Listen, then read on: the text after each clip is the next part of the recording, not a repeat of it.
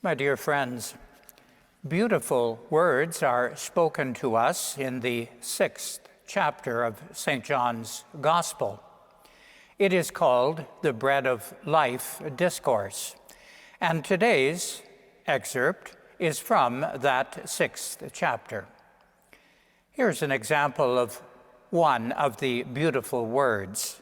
Jesus says, "I am the bread of life. Whoever comes to me will never be hungry, and whoever believes in me will never be thirsty." Perhaps all of us, even though we may never have been literally hungry or thirsty, has come to believe that the Lord's words are true.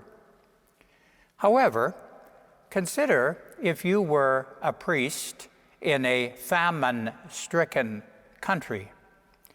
How would you preach these words in a way that would be satisfying to the people and without sounding like you're simply making excuses?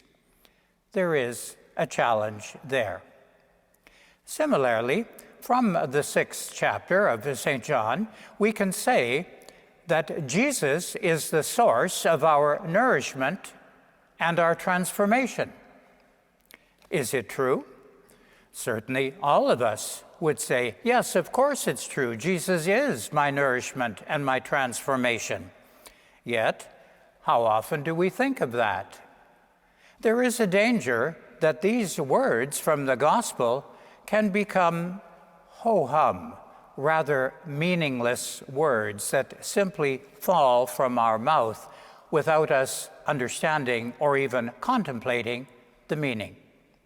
When we say that Jesus is our nourishment, we know that the primary nourishment is the nourishment of love, which we all need in our life. Think, for example, of a child who is raised in an environment where there is an abundance of love by parents and by family members, by other friends or relatives.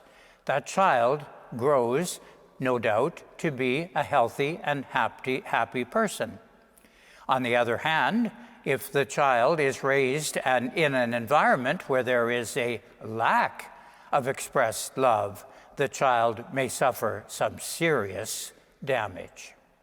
Similarly, when we say Jesus is the source of our transformation, we know that the presence of Jesus within us is not just a feel-good presence. It is meant to be an active presence, changing us, calling us to conversion, not just a presence within us that tells us we are doing just fine as things are. Today, I invite all of us, including myself, to give some thought to these questions. When we say that Jesus is our nourishment, what does that mean for you? How do you see the truth of those words in the church? When we say that Jesus is our transformation, how do you see it in yourself? How do I see it in myself? And how do we see it in the church?